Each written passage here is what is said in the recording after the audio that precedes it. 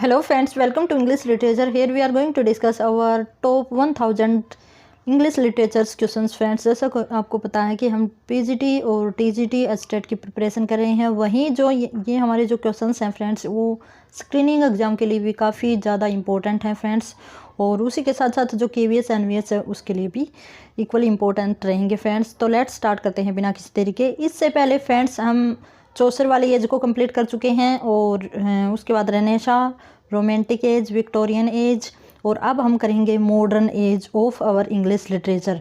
तो friends top 100 हमारे questions रहेंगे जो कि मॉडर्न एज से हैं, और इसमें जितने भी हमारे मॉडर्न राइटर रहते हैं जैसे कि टी.एस. इलियट है, गाल्सवर्दी है, जे.बी. शाह हैं, इजाक वॉल्सन हैं, ऑस्कर विल्डे हैं, तो जितने भी हमारे मोस्ट इम्पोर्टेंट जो नॉवलिस्ट हैं, ड्रामेटिस्ट हैं जो कि 20वीं सेंचुरी से बिलोंग करते हैं, तो उनके जितने भी इम्पोर्टेंट क्वेश्चंस हैं वो इसमें इंक्लूड किए हैं फ्रेंड्स।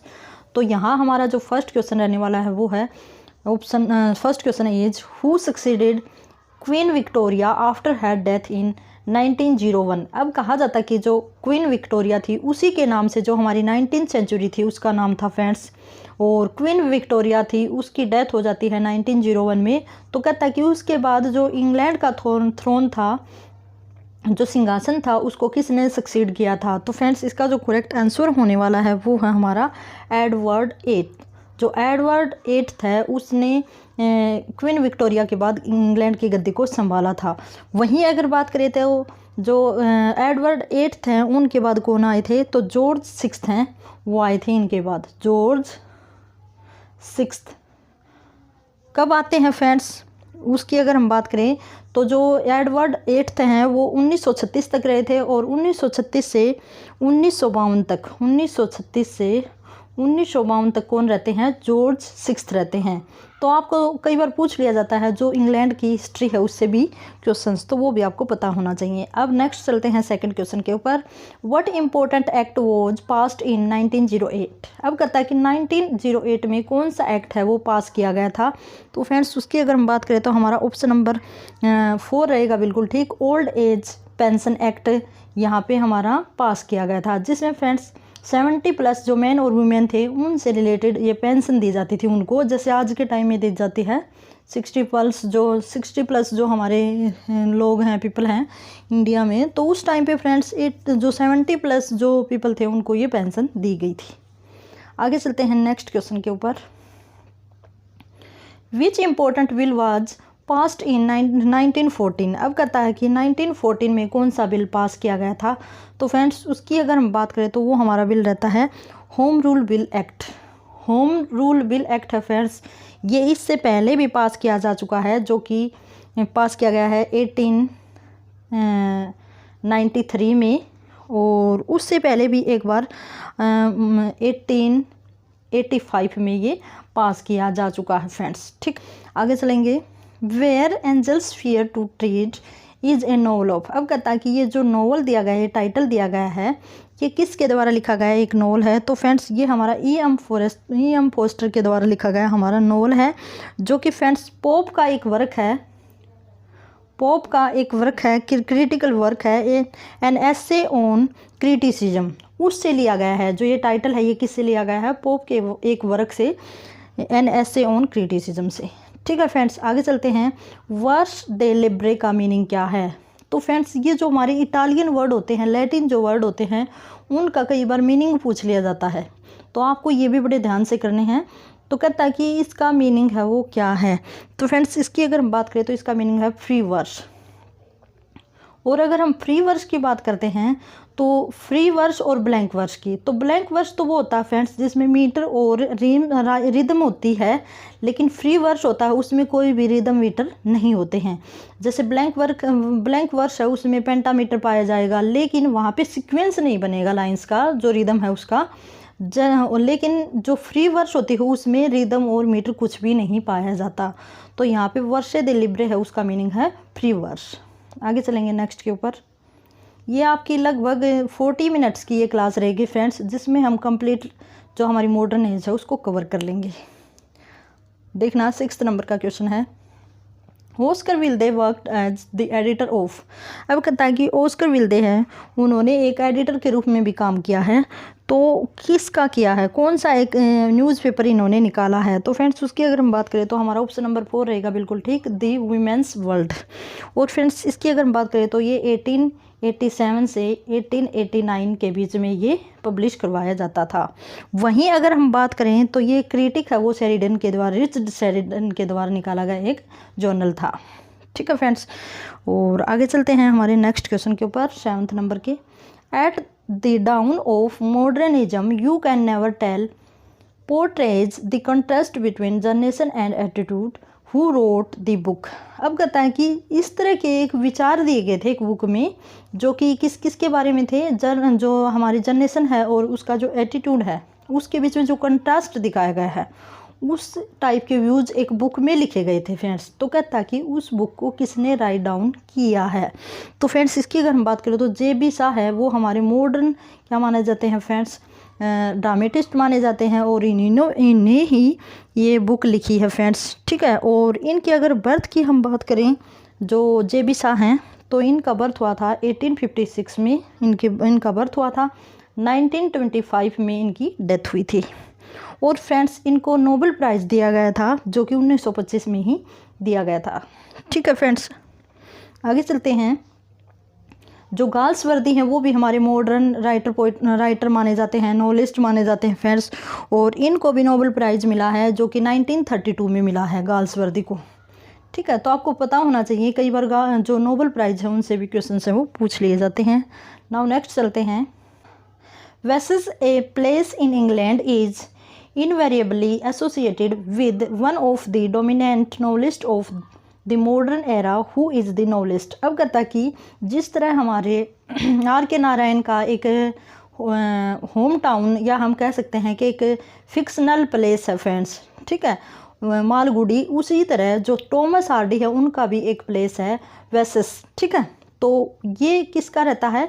ये रहता है टॉमस हार्डी का, एक फिक्शनल टाउन रहता है। ये जो अपनी प्लेज की जो सेटिंग रखते हैं वो मोस्टली वेसेस में ही रखते हैं। ठीक है फ्रेंड्स, आगे चलते हैं। In 1985 Oscar Wilde was charged of immoral homosexual conduct for which he had to serve a jail term for. अब कहता है कि जो ऑस्कर विल्डे हैं फ्रेंड्स, इन्होंने कोई ऐसा इनह्यूमन, या हम कह सकते हैं कि ऐसा कोई हरकत की होगी जिसकी वजह से इनको जेल में जाना पड़ा था। तो कहता है कि कितने ईयर्स के लिए ये जेल में गए थे? तो लगभग फ्रेंड्स 2 ईयर्स के लिए ये जेल में गए थे। किसके कारण? ड्यू टू होमोसेक्सुअल कंडक्ट करने के कारण। ठीक है फ्रेंड्स, आप समझते होंगे कि होमोसेक्सुअल क्या होता है। नाउ 10th नंबर का हमारा क्वेश्चन रहता है फ्रेंड्स, देखना। Thomas Hardy was regarded as an. अब कहता है कि टॉमस हार्डी, जिस तरह हमारे रॉबर्ट ब्राउनिंग है वो हमारे कैसे हैं, ऑप्टिमिस्टिक हैं, तो टॉमस हार्डी क्या हैं, उनके अपोजिट हैं, पेसिमिस्टिक। इन्होंने जो अपने वर्क लिखे हैं वो साइंटिफिक वर्क लिखे हैं, इनका गॉड में कोई भी विश्वास नहीं था। आगे चलते हैं। Which was Thomas Hardy's first novel that was published in 1871। अब कहता है कि टॉमस हार्डी का फर्स्ट नावल है वो 1871 में पब्लिश करवाया गया था, तो उसका नाम क्या है? तो उसके नाम की अगर हम बात करें फ्रेंड्स, तो वो है डिस्पेरेड रेमेडीज। ठीक है, ये पब्लिश करवाया गया था 1871 में। वहीं अगर हम बात करते हैं तो far from the mending crowd, ये वेरी वेरी इंपॉर्टेंट, इस क्वेश्चन के ऊपर स्टार लगा लो भाई, क्योंकि जो हमारे टॉमस हार्डी हैं उनके सारे ही इंपॉर्टेंट वर्क यहाँ पे दिए गए हैं। तो ये जो वर्क है फ्रेंड्स, इनका 1874 में पब्लिश करवाया गया था, जो कि नोवेल है under the green wood tree. ये भी इनका नोवेल है, जो कि 1872 में पब्लिश करवाया गया था। और a pair of blue eyes आएगा यहाँ पे। ठीक है, ये रेमेडीज नहीं आएगा, a pair of blue eyes, जो कि फ्रेंड्स 1873 में पब्लिश करवाया गया था। तो चारों ही जो नोवेल हैं वो काफ़ी ज़्यादा इंपॉर्टेंट है। आगे चलते हैं। An ideal husband and a woman of no importance by Oscar Wilde are the. अब कहता है कि ऑस्कर विल्डे है ना फ्रेंड्स, ये वही है जिन्होंने हैप्पी प्रिंस लिखा है, और जाइंट्स वाला जो चैप्टर था 8th क्लास में, ठीक है फ्रेंड्स, उसके बारे में लिखा है। तो ये हमारे जो बच्चों के लिए भी अच्छी अच्छी मोरल से रिलेटेड वर्क भी लिखते हैं, जो कि ऑस्कर विल्डे हैं। ठीक है, तो कहता है कि फ्रेंड्स इसमें किस प्रकार के जो ये वर्क है वो इन्होंने लिखा है। तो फ्रेंड्स यहाँ अगर हम बात करें तो ऑप्शन नंबर 1 रहेगा हमारा करेक्ट। जो ये ideal husband and a woman है वो किस तरह का वर्क है, एक कॉमेडी है। कॉमेडी क्या होती है, जिसके हैप्पी एंडिंग होती है। वहीं रोमांसेस वो होती है जिसमें आजकल की जो मूवी वगैरह जो नाटक होते हैं। और सैटायर जिसके ऊपर सैटायर किया जाता है, किसके ऊपर व्यंग्य किया जाता है। ट्रेजेडी जिसकी एंडिंग होती है वो सैडनेस के साथ होती है, प्लीजेंटनेस होती है, प्लीजेंटनेस। आगे चलते हैं। The critic as artist was written by. अब कहता है कि ये जो वर्क है द क्रिटिक एज आर्टिस्ट वो किसके द्वारा लिखा गया वर्क है। तो फ्रेंड्स इसकी अगर हम बात करें तो ऑस्कर विल्डे ने इसको लिखा है। और ये फ्रेंड्स एक एस्से है। क्या है ये, एक एस्से है फ्रेंड्स, जो कि फिलोसफिकल एक एस्से है। 1891 में ये राइट डाउन किया गया है। ठीक है फ्रेंड्स, आगे चलते हैं नेक्स्ट पे। Robert Bridge was appointed the poet laureate in. अब कहता है कि रॉबर्ट ब्रिजेज हैं उनको कब पोइट लॉरिएट बनाया गया था। तो 1913 में उनको पोइट लॉरिएट बनाया गया था। और 19 से चलना है 1929 तक ये क्या रहे थे, पोइट लॉरिएट। कहीं कहीं 1930 भी आ सकता है, तो आपको पजल नहीं होना है। अगर 1929 आता है तो आपको इसके ऊपर टिक करना है, अदरवाइज 30 के ऊपर। आगे चलते हैं। Who is the author of the Shakespeare sonnet reconsidered. अब कहता है कि ये जो वर्क है शेक्सपियर सोनेट रिकन्सिडर्ड, इसके ऑथर कौन हैं। तो फ्रेंड्स उसकी अगर हम बात करें तो हमारा जो सैमुअल बटलर हैं वो इसके क्या हैं, ऑथर माने जाते हैं फ्रेंड्स। ठीक है, और ये वर्क लिखा गया है 1609 में ये वर्क लिखा गया है। कहते हैं फ्रेंड्स जो सैमुअल बटलर हैं फ्रेंड्स, ये जो शेक्सपियर से रिलेटेड जो इनके वर्क थे उनकी एक बुकलेट थी फ्रेंड्स, और उसको अपने सिराने पे धर के सोते थे। क्योंकि ये जब भी सोते थे तो उससे पहले ज़रूर शेक्सपियर के वर्क ये पढ़ते थे। तो इनकी हैबिट थी, ये इतने ज़्यादा हैबिचुअल थे शेक्सपियर के जो बुक्स वगैरह जो वर्क हैं उनको पढ़ने के लिए। तो ये कहा जाता है इनके बारे में। ठीक है फ्रेंड्स, आगे चलते हैं फ्रेंड्स। देखना वैसे ये पब्लिश हुई थी 1609 में। अगर रिटर्न की बात करें तो 1609 बोल दिया, यहाँ पे आएगा 1909 में। ठीक है, अब वैसे आप चेक भी कर लेना इसकी डेट के बारे में। ठीक है फ्रेंड्स, आगे चलते हैं नेक्स्ट के ऊपर। Who is the author of the Shakespeare, ये हमने कर लिया।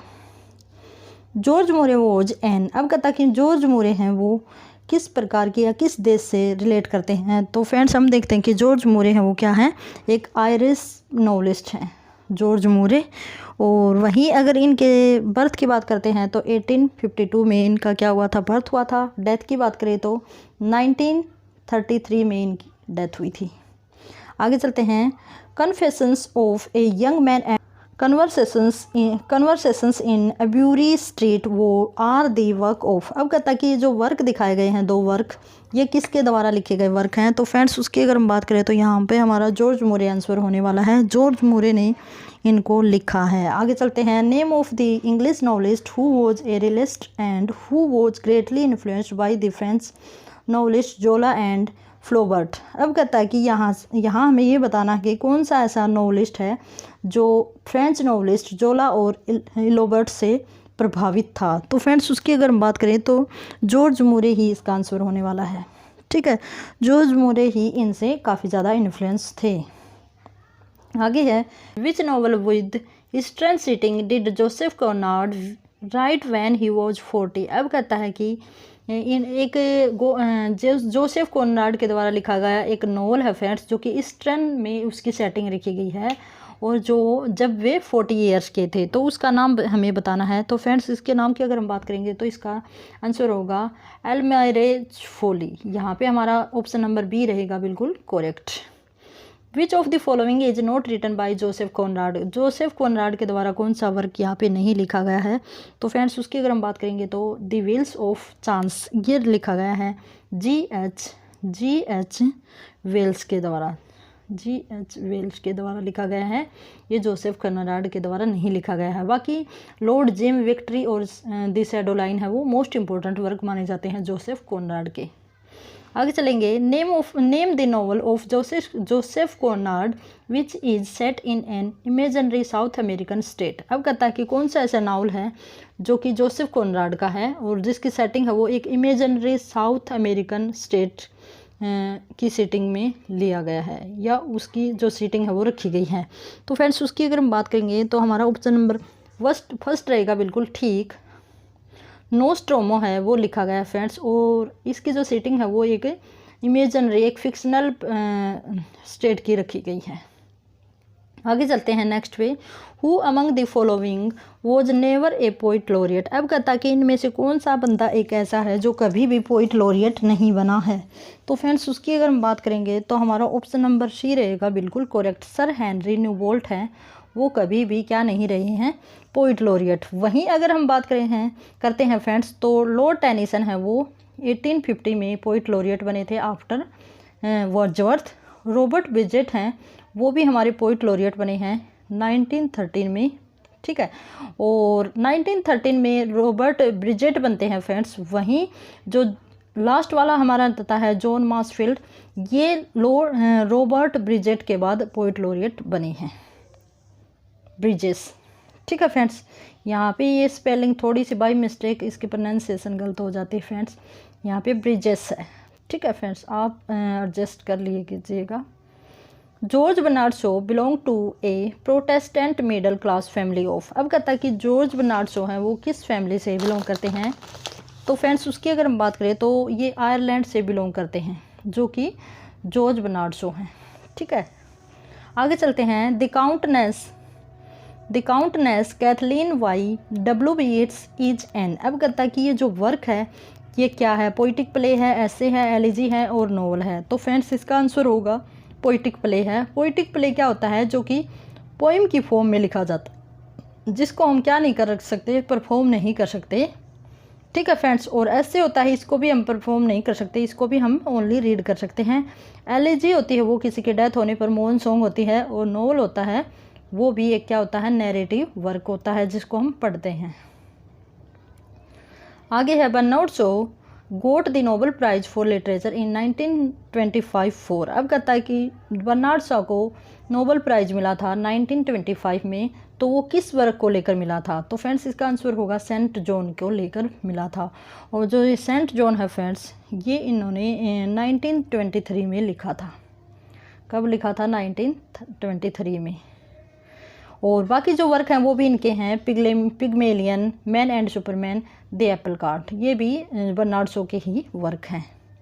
आगे है Yeats was greatly influenced by the Oxford scholar. अब कहता है कि डब्ल्यू बी येट्स है वो भी एक ऑक्सफोर्ड स्कॉलर से काफ़ी ज़्यादा प्रभावित थे, तो वो कौन थे। तो फ्रेंड्स इसका आंसर होगा वॉल्टर पीटर से वो काफ़ी ज़्यादा इन्फ्लुएंस थे W B Yeats. In which of his essays did Yeats express his system of art and symbols? अब कहता है कि कौन सा एक ऐसा है जिसमें यीट्स ने अपने सिस्टम और ऑफ आर्ट और सिम्बल्स को डिफ़ाइन किया है या एक्सप्रेस किया है। तो फ्रेंड्स इसका आंसर होगा ए विजन जो इनका वर्क है जो कि 1937 में लिखा गया है फ्रेंड्स, ठीक है। उसमें इन्होंने इस प्रकार का जो कंटेंट डाला है, ठीक है। और ये वर्क है इन्होंने अपनी वाइफ के साथ कोलैबोरेशन में लिखा है, ये भी आपको ध्यान में रखना है। आगे चलते हैं। W B Yeats was awarded the Nobel prize for literature in. अब कहता है कि डब्ल्यू बी येट्स को नोबेल प्राइज कब मिला है फ्रेंड्स, तो 1923 में इनको नोबेल प्राइज मिला था। W B Yeats was born in. अब कहता है कि इनका बर्थ कहाँ हुआ था, तो आयरलैंड में इनका बर्थ हुआ था। येट्स वॉज एसेंशियली इन। अब कहता है कि येट्स हैं वो बेसिक रूप से या मुख्य रूप से किस प्रकार के पोइट हैं, तो फ्रेंड्स येट्स हैं वो हमारे लिरिकल पोइट माने जाते हैं। लिरिकल वो होते हैं जो लिरिक्स लिखते हैं, जो गाने सॉन्ग ऐसे लिखते हैं।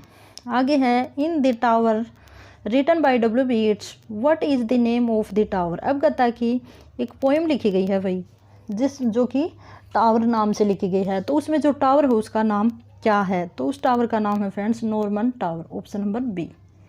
आगे चलेंगे नेक्स्ट क्वेश्चन के ऊपर। Which poem of John Masefield contains a sinners confession.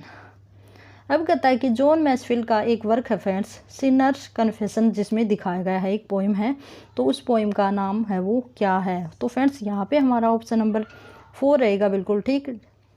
The everlasting mercy, ठीक है फ्रेंड्स। और ये लिखा गया है 1911 में, ये वर्क लिखा गया है जो कि एक पोइम है फ्रेंड्स। बाकी तीनों भी इन्हीं के वर्क हैं फ्रेंड्स, ये आपको ध्यान में रखना है। आगे चलेंगे। और जॉन मैसफील्ड है वो फ्रेंड्स माइनर पोइट माने जाते हैं, राइटर माने जाते हैं, लेकिन कभी कभार जो माइनर हमारे राइटर पोइट हैं उनसे भी क्वेश्चन है वो पूछ लिए जाते हैं। Who was appointed the poet laureate in 1913 in succession to Robert Bridges. अब कहता कि रॉबर्ट ब्रिजेस के बाद किसे पोइट लॉरिएट बनाया गया था, तो जॉन मैसफील्ड को क्या बनाया गया था, पोइट लॉरिएट। और ये फ्रेंड्स रहे थे अपनी डेथ टिल, हम कह सकते हैं कि टिल हिज डेथ है 1967 तक ये पोइट लॉरिएट रहे थे, 1930 से 1967 तक। Lady Gregory was drawn to the theatre by. अब कहता है कि लेडी ग्रिगरी ये भी हमारी क्या है, एक राइटर मानी जाती है फ्रेंड्स।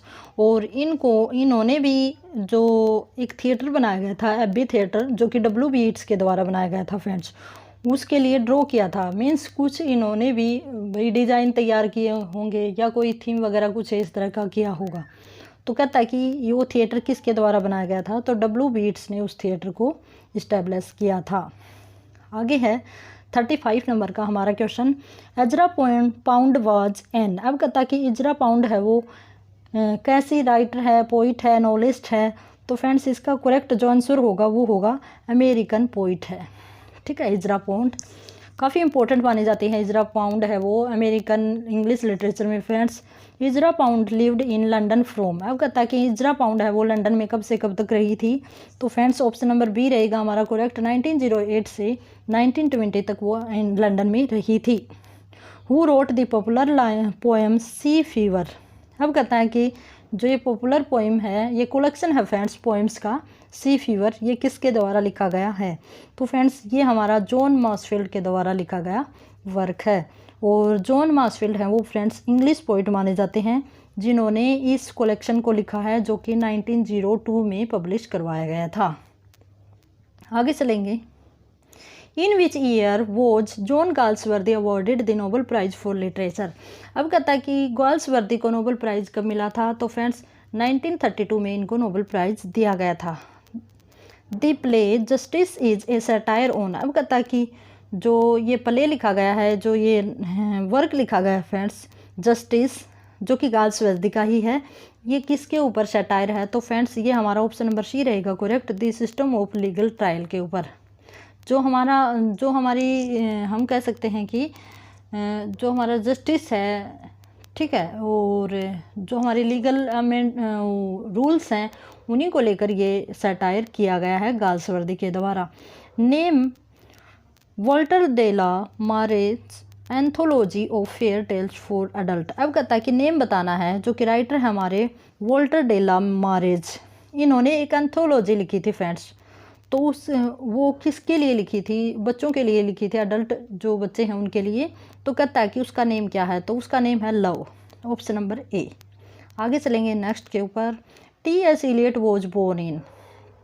देखो फ्रेंड्स यहाँ पे जितने भी हमारे मॉडर्न राइटर पोइट हैं उनको कवर किया गया है। देखो हमने इस क्लास में फ्रेंड्स अच्छे से पढ़ा है गाल्सवर्दी के बारे में, जॉन बर्नार्ड शॉ के बारे में, जोसेफ कॉनराड के बारे में, एजरा पाउंड के बारे में। और अब हम पढ़ेंगे कि T.S. Eliot हैं उनसे जो इम्पोर्टेंट क्वेश्चन हैं उनको। T.S. Eliot was born in. अब कहता कि T.S. Eliot हैं उनका बर्थ कहाँ पे हुआ था, तो हमारे जो T.S. Eliot हैं फ्रेंड्स उनका बर्थ हुआ था ऑस्ट्रेलिया के अंदर हुआ था। और ये हमारे इंग्लिश पोइट और राइटर माने जाते हैं। आगे है identify the novel written for adults by Walter de la Mare. देखो फ्रेंड्स यहाँ पे जो हमारा वही फिर से राइटर आया है वॉल्टर डेला, तो कहता है कि इन्होंने एक नोवेल लिखा था अडल्ट्स के लिए, तो उसका नेम क्या है, तो उसका जो नेम है वो है friends memoir of a midnight, ठीक है, option number C. What is the length of T.S. Eliot's Waste Land. देखो फ्रेंड्स ये क्वेश्चन है वो घुमा के पूछ लिया है कि लेंथ पूछ ली। यहाँ पे ये भी कह सकता था कि how many lines has Waste Land, ठीक है फ्रेंड्स, टेक वेस्टलैंड। तो यहाँ पे हमारा ऑप्शन नंबर ए रहेगा बिल्कुल करेक्ट, जो कि हमारा वेस्टलैंड है उसमें लगभग 400 लाइन्स रखी गई हैं। आगे चलेंगे। ये इसमें फ्रेंड्स लगभग 800 प्लस लाइन थी फ्रेंड्स, लेकिन इसको काफ़ी छोटा कर दिया था इजरा पाउंड ने। ठीक है फ्रेंड्स, और ये टी.एस. इलियट ने इजरा पाउंड को ही डेडिकेट किया था इसको। How would you classify the love song of Alfred J Prufrock. अब कहता है कि आप जो ये सॉन्ग है फ्रेंड्स जो कि टी.एस. इलियट का है, इसको आप क्या मानोगे कि ये एक लव पोइम है, एक एपिक है, ड्रामेटिक मोनोलॉग है या पास्टोरल पोइम है। तो फ्रेंड्स इसकी अगर हम बात करें तो ये हमारा एक लव पोइम हम इसे कह सकते हैं, as a love poem. Option number A रहेगा हमारा correct. Somerset Maugham studied medicine in. अब कहता है कि जो हमारे राइटर हैं समरसेट मोहम, इन्होंने अपनी मेडिकल की स्टडी कहाँ से हायर की थी। तो फ्रेंड्स उसकी अगर हम बात करें तो हमारा ऑप्शन नंबर सी रहेगा बिल्कुल करेक्ट। लंदन से इन्होंने अपनी मेडिकल की पढ़ाई हायर की थी।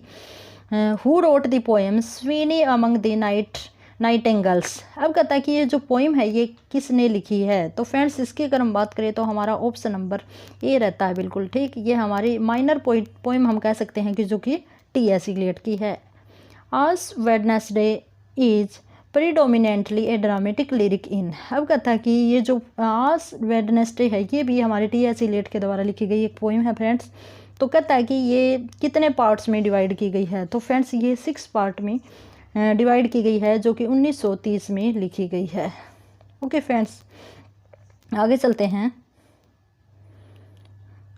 ओ कैसी wrote Juno and the paycock in peacock. तो फ्रेंड्स कहता है कि ये हमारे राइटर हैं ओ केसी, ये भी राइटर का नेम है जिन्होंने जूनो और पेकॉक लिखा। फ्रेंड्स पिकॉक हम इसको कह सकते हैं क्योंकि फ्रेंड्स जो कई राइटर ऐसे होते हैं जो खुद के वर्ड यूज करते हैं। ठीक है फ्रेंड्स, तो पिकॉक है वो कब लिखी गई है। तो फ्रेंड्स इसकी अगर हम बात करें तो हमारा ऑप्शन नंबर सी रहेगा वेरी करेक्ट। 1925 को ये लिखी गई है। वैसे अगर हम विकीपीडिया की बात करें तो ये 1924 में शो की गई है, लेकिन यहाँ पे ऑप्शन भी नहीं है, तो 1925 ही हमारा ठीक रहेगा। और ये हमारे ओ केसी हैं वो फ्रेंड्स आयरिश ड्रामेटिस्ट माने जाते हैं फ्रेंड्स। ठीक है, ये हम बोल सकते हैं कि माइनर हमारे, या हम कह सकते हैं कि एक आधे वर्क ऐसे पूछ लिए जाते हैं जो कि माइनर जो पोइट राइटर होते हैं उनसे। ठीक है फ्रेंड्स आगे चलते हैं। Maugham depicted his unsuccessful marriage in. अब कहता है कि जो मोहम जो हमारे राइटर हैं उन्होंने अपनी अनसक्सेसफुल मैरिड लाइफ के बारे में बताया है। तो वो वर्क कौन सा है जिसके बारे में, जिसमें इन्होंने अपनी खुद के ऑटोबायोग्राफिकल एक्सपीरियंस डाले हैं। ठीक है, हम कह सकते हैं कि खुद के पर्सनल एक्सपीरियंस डाले हैं। तो हमारा ऑप्शन नंबर बी रहेगा बिल्कुल करेक्ट। दी कॉन्स्टेंट वाइफ में इन्होंने अपने ऑटोबायोग्राफिकल या हम कह सकते हैं कि एक्सपीरियंस को इंक्लूड किया गया है, जो कि फ्रेंड्स 1926 को लिखा है। ठीक है, आगे हैं Aldous Huxley borrowed the title brave new world from. अब कहता है कि ये जो टाइटल है ब्रेव न्यू वर्ल्ड है वो कहाँ से लिया गया है। तो फ्रेंड्स इसकी अगर हम बात करें तो ये हमारे शेक्सपियर के टेम्पेस्ट से लिया गया है ये टाइटल, जो कि अल्डोज हक्सले द्वारा लिया गया है। आगे चलते हैं। Which of Priestley's play is a socialist utopia. अब कहता है कि प्रिस्टले का भी एक वर्क है जो कि यूटोपिया जैसा है। तो कहता है कि वो वर्क कौन सा है। तो फ्रेंड्स उसकी अगर हम बात करें तो ऑप्शन नंबर ए रहेगा हमारा ठीक। दे कैम टू ए सिटी। ये वर्क है जो कि यूटोपिया जैसा ही है, जो कि एक पीसफुल और काफ़ी हम कह सकते हैं कि ब्रदरहुड वाली फीलिंग को शो करता है, जैसे कि टॉमस मोरे का यूटोपिया है, उसी तरह ये वर्क भी लिखा गया है। आगे चलेंगे। 65 नंबर का हमारा क्वेश्चन है। Eliot's the Waste Land appeared first in quarterly magazine. अब कहता है कि सबसे पहले जो टी.एस. इलियट का वेस्टलैंड है वो एक क्वार्टरली होता है फ्रेंड्स, एक महीने में 4 बार या एक हफ्ते में 4 बार जो जिसमें जर्नल्स या हम कह सकते हैं हिस्से हैं वो प्रिंट होते थे। तो फ्रेंड्स पहली बार ये कहाँ पे ये इन्होंने अपना वर्क है वेस्टलैंड वो पब्लिश करवाया था। तो उसकी अगर हम बात करें तो हमारा ऑप्शन नंबर 4 रहेगा बिल्कुल ठीक। द क्राइटेरियन है उसमें ये पब्लिश करवाया जाता था। A G. Gardiner was the editor of. अब कहता है कि ए.जी. गार्डिनियर है वो किसके एडिटर हैं या किसके एडिटर थे। तो डेली न्यूज़ है उसके एडिटर थे ये फ्रेंड्स। आगे चलेंगे। T E. Lawrence assumed the name. T E. Lawrence है फ्रेंड्स, उन्होंने किसी दूसरे नाम से अपने वर्क लिखे हैं, तो वो नेम क्या है। तो फ्रेंड्स उसकी अगर हम बात करें तो हमारा ऑप्शन नंबर रहेगा टी.ई. शाह। टी.ई. शाह के नाम से इन्होंने अपने वर्क लिखे हैं। आगे चलेंगे। Who wrote under the pseudonym of Alpha of the plough. अब कहता है कि जो अल्फा ऑफ द प्लो है उसके नाम से किसने अपने वर्क पब्लिश करवाए हैं। तो इसकी अगर हम बात करें तो ऑप्शन नंबर सी रहेगा हमारा करेक्ट। A.G. गार्डनर ने अपने वर्क पब्लिश करवाए हैं। C.M. Doughty is travelogue writer whose most popular work is. अब कहता है कि C.M. डोटी है वो बेसिकली क्या लिखते हैं, ट्रेवलॉग लिखते हैं फ्रेंड्स। तो उनका मोस्ट सबसे फेमस वर्क कौन सा है, ट्रेवलॉग कौन सा है। तो फ्रेंड्स इसकी अगर हम बात करें तो ऑप्शन नंबर सी रहेगा हमारा बिल्कुल ठीक, अरेबिया डेजर्टा। अरेबिया डेजर्टा है ये एक ट्रेवलॉग है। ट्रेवलॉग क्या होता है फ्रेंड्स, जिसमें जैसे किसी दूसरे देश की यात्रा पे जब हम जाते हैं तो वहाँ जब हम वहाँ के एक्सपीरियंस को अपने वर्क में इन्वॉल्व करते हैं तो अपने यात्रा का वृत्तांत जहाँ पे दिखाया जाता है उसको हम ट्रेवलॉग बोल सकते हैं। आगे चलते हैं। 70 नंबर का हमारा क्वेश्चन रहता है फ्रेंड्स, देखना। The tragic plays of Jones Galsworthy are. अब कहता है कि जो ट्रेजिक प्ले हैं जॉन गाल्सवर्दी के, वो किस थीम को लेकर लिखे हैं। तो फ्रेंड्स यहाँ पे ऑप्शन नंबर बी रहेगा बिल्कुल करेक्ट, सोशल ट्रेजेडी इन्होंने लिखी है। गाल्सवर्दी हैं फ्रेंड्स, इन्होंने जो हमारा सोसाइटी थी उसी टाइम पे जो थीम थी उसी को अपने वर्क की थीम बनाया है। What is the name of G.K. Chesterton's detective. अब कहता है कि ये हमारा जो राइटर है G.K. चेस्टरटन, इनका डिटेक्टिव है कोई, तो उसका नेम क्या है। तो फ्रेंड्स उसकी अगर हम बात करें तो हमारा ऑप्शन नंबर सी रहेगा बिल्कुल ठीक, फादर ब्राउन है वो डिटेक्टिव का नाम है। Which one of the following is a play by T.S. Eliot. अब कहता है कि T.S. इलियट के द्वारा लिखा गया प्ले कौन सा है। तो सभी को पता है जो हमारा द फैमिली रीयूनियन है, क्योंकि फ्रेंड्स जो वेस्टलैंड है वो एक पोइम है, ठीक है। तो फैमिली रीयूनियन है ये इनका वर्क माना जाता है, जो कि 1939 में पब्लिश करवाया था, द फैमिली रीयूनियन। आगे चलेंगे। The only play that James Joyce wrote is. अब कहता है कि जेम्स जॉयस ने एक ही प्ले लिखा था, तो उसका नेम क्या है। तो उसका जो नेम है वो है exiles, option number C. Pulitzer prize is awarded for. अब कहता है कि पुलिजर प्राइज है वो किसके लिए, किस विधा में, किस फील्ड में दिया जाता है। तो फ्रेंड्स जर्नलिज्म में ये दिया जाता है, और 4 टाइम पुलिजर प्राइज मिला हुआ है हमारे रॉबर्ट फ्रॉस्ट को। आगे चलेंगे। ये game of chess is an. अब कहता है कि गेम ऑफ चेस है वो क्या है। तो फ्रेंड्स ये हमारा पार्ट है द वेस्टलैंड का, और ये एक एलिगरी है। जैसा कि आपको पता है वेस्टलैंड है उसमें 5 पार्ट है फ्रेंड्स, 5 पार्ट में हमारी पोइम है वो डिवाइड की गई है, और उसमें ही है ये गेम ऑफ चेस जो कि एक एलिगरी है। Bernard Shaw's plays are considered as a. अब कहता है कि बर्नार्ड शो के प्ले हैं वो कैसे हैं या किस रूप में जाने जाते हैं। तो प्लेज ऑफ आइडियाज़ और सोशल क्रिटिसिज्म। तो यहाँ पे ऑप्शन नंबर सी हमारा बिल्कुल करेक्ट रहने वाला है।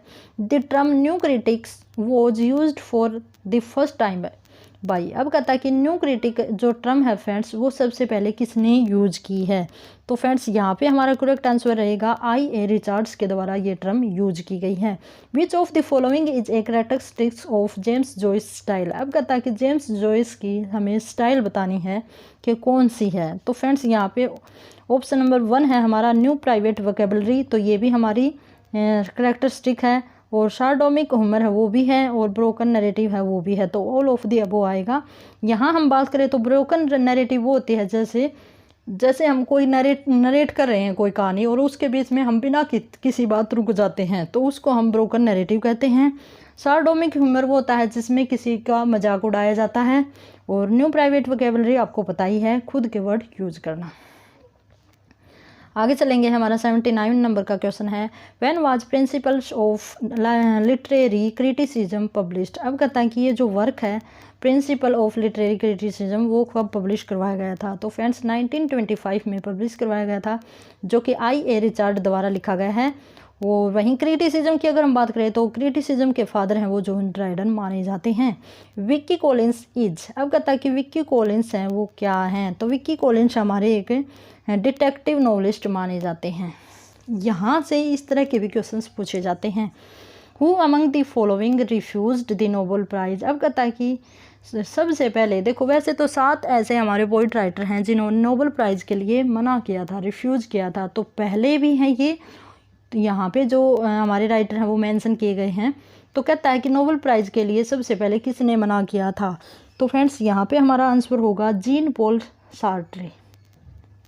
ऑप्शन नंबर सी, इन्होंने नोबेल प्राइज़ के लिए मना किया गया था। इनको फ्रेंड्स 1967 में नोबेल प्राइज़ 1964 में इनको नोबेल प्राइज़ दिया जा रहा था, तो इन्होंने मना कर दिया, क्योंकि फ्रेंड्स इनकी एक थ्योरी थी कि अगर मेरे को नोबेल प्राइज़ मिल जाता है तो लोगों के बीच में मेरी पर्सनैलिटी, या हम कह सकते हैं कि इनके जो वर्क हैं उनकी पॉपुलैरिटी कम हो जाएगी, इसलिए इन्होंने मना कर दिया था नोबेल प्राइज़ लेने के लिए।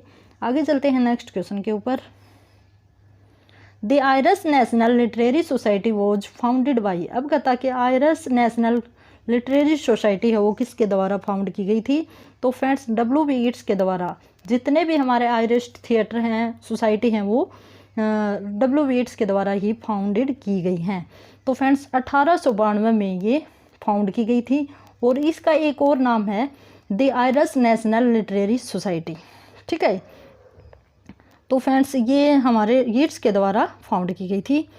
द फ्रेंच नॉवलिस्ट इमाइल जोला इज, इसको हम इमली जोला भी बोल सकते हैं, क्योंकि जो नेम होती है फ्रेंड्स, उसमें नेम होता है उसमें मिस्टेक नहीं मानी जाती। तो जो फ्रेंच नॉवलिस्ट है इमली जोला, वो क्या है फ्रेंड्स? तो वो एक नेचुरलिस्ट है। नेचुरलिस्ट कौन होता है? जो नेचुरल, जो हमारे नेचर है उसके बारे में लिखते हैं।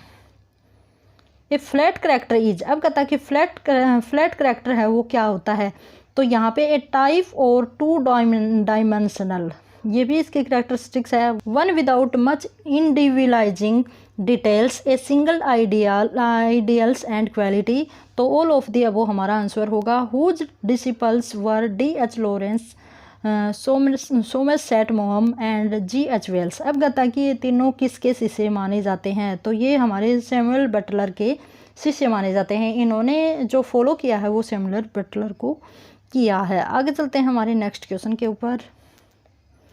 The characters of Henry James novel are. अब कहता है कि हेनरी जेम्स का जो नोवेल था उसका करैक्टर कौन सा है? तो फ्रेंड्स यहाँ पे जो करैक्टर थे वे काफ़ी ज़्यादा इंटेलेक्चुअल हैं, तो ऑप्शन नंबर सी रहेगा हमारा correct. Which play of Galsworthy deals with the story of an escaped prisoner. अब कहता है कि गाल्सवर्दी का एक प्ले था फ्रेंड्स, ठीक है, और उसमें जो करैक्टर था वो एक प्रिजनर की थी, एक कैदी की थी फ्रेंड्स। तो कहता है कि उस प्ले का नाम क्या है? तो एस्केप, जैसा कि यहाँ पे हिंट भी दिया गया है, तो ऑप्शन नंबर डी रहेगा हमारा बिल्कुल करेक्ट।